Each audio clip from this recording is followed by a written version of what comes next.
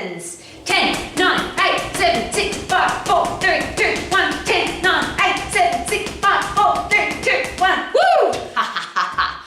Rowie, what are you doing? I'm staying young. I'm getting fitter. I'm getting stronger. How about you? And when you're an old lady, they're really cool things to be able to say. I'm getting fitter, I'm getting stronger. I feel fantastic.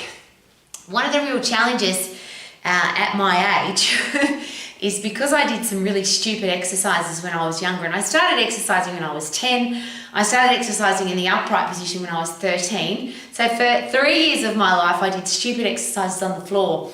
Sit-ups and donkey kicks and side leg raises and just waste of time exercises. But they're also not good for your joints because they put shearing forces across your joints. Ended up with a serious back injury because of doing too many sit-ups. I'm sharing this with you because if you get injured, how can you exercise? How can you get fit? How can you get strong? And how can you stay fit and strong for the rest of your life if you're injured? So why do we choose exercises that have any risk of injuring us? Now, all exercises have a risk because even if an exercise is safe, even if it's got compression forces and traction forces across the joint, if you do something over and over and over and over and over and over, you could get an overuse injury. And that's the whole point about not exercising fanatically. That's the whole point about exercising in the phosphate system. Isn't it interesting? The human body only exercises, only moves, is only the most effective at 100% effort, and that system only lasts for 10 seconds. So you can't get an overuse injury in 10 seconds, technically. But I didn't know that. I didn't know my anatomy, didn't know my physiology, didn't understand it. Even though we get taught the fight and flight system, which is the phosphate system, 100% effort for 10 seconds, we get taught that in science in school. But it's always the adaptation, isn't it? Here's my anatomy, here's my physiology, but have I adapted that to my lifestyle? Have I applied it effectively? And of course I didn't, because I listened to all the experts and I listened to the people who I thought knew everything, and I listened to the exercise physiologists and the physiotherapists and the chiropractors and all the people that told me about all these exercises that I should be doing. And I'm sure they were all coming from a great place. But ultimately, shouldn't the great place be our understanding of anatomy and physiology?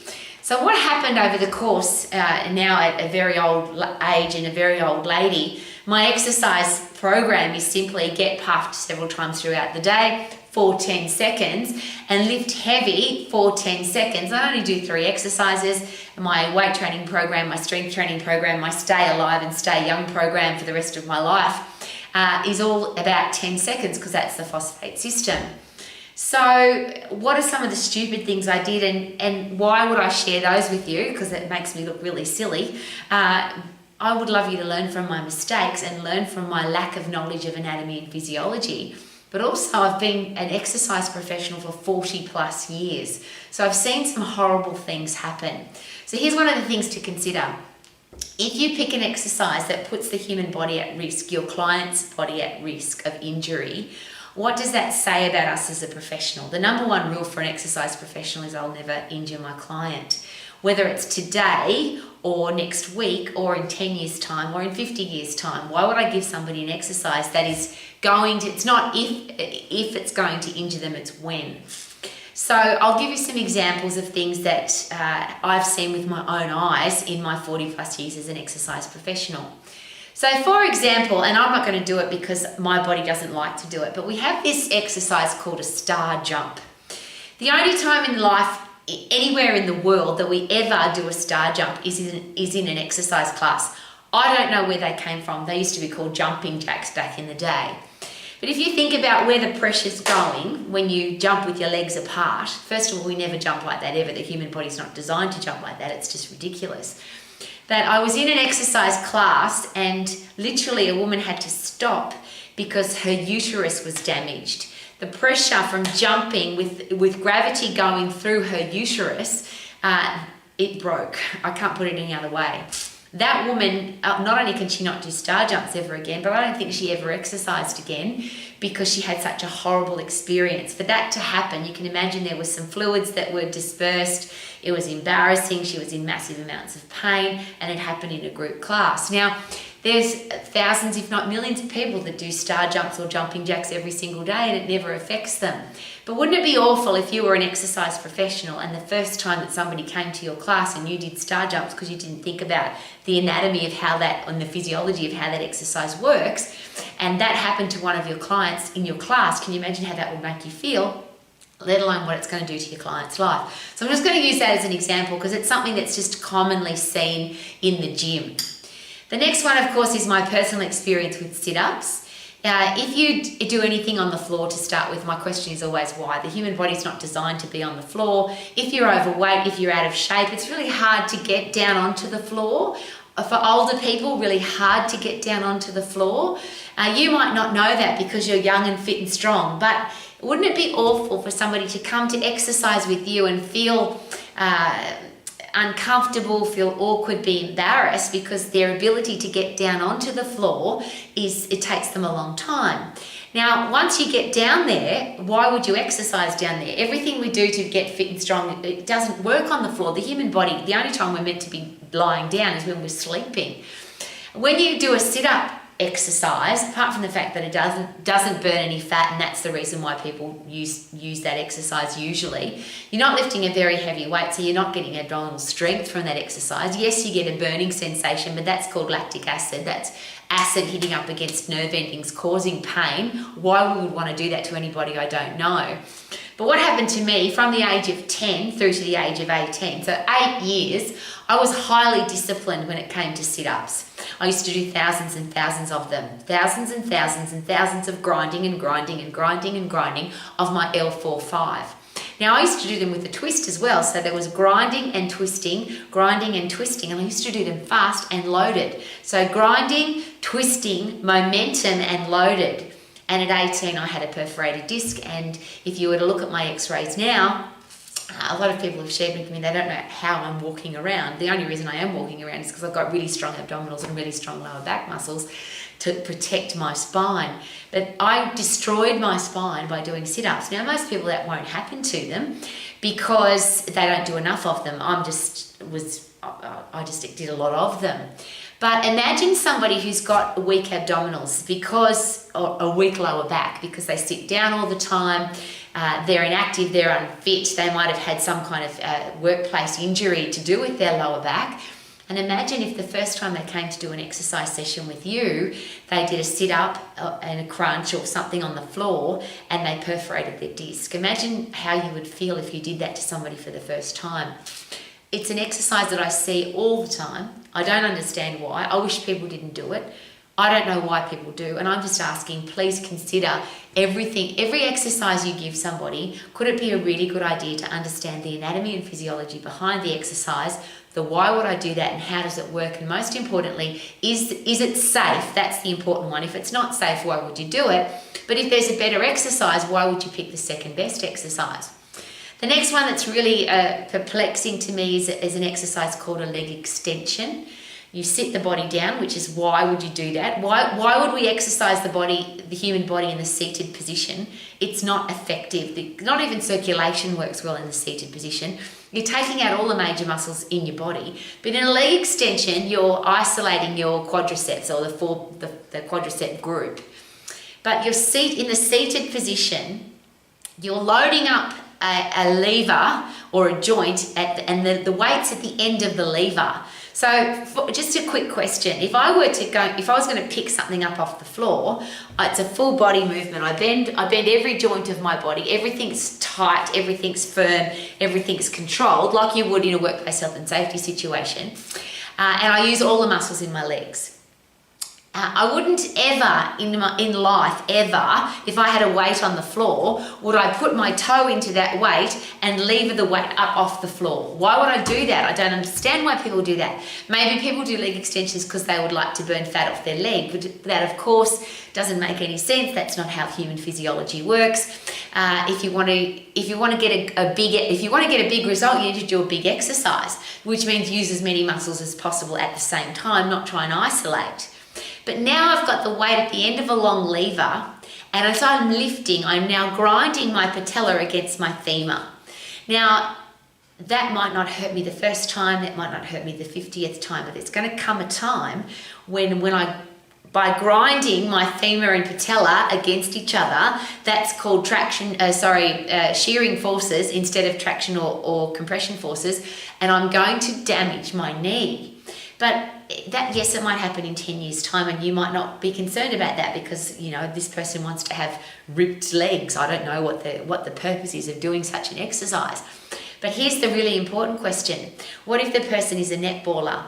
What if they have had a past knee injury from running or their sport or a workplace injury, and the first time they come and exercise with you, you put them on a leg extension machine, they grind their patella against their femur and they injure their knee. How would you feel if the first time somebody came to see you, you injured their knee?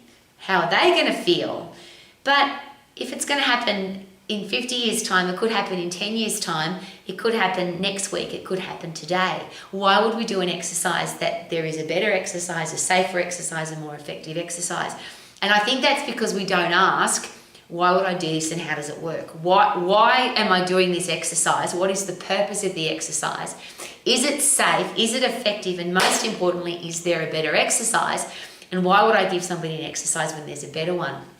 Now, a lot of things that have happened in the last little while to do with exercise are very perplexing to me because it's sad. And I'll ask you the question, if you are an exercise professional and you don't know your anatomy and you don't know your physiology, isn't that like a car mechanic that doesn't know how the engine works, or a car mechanic that doesn't know how the whole workings of a car are put together?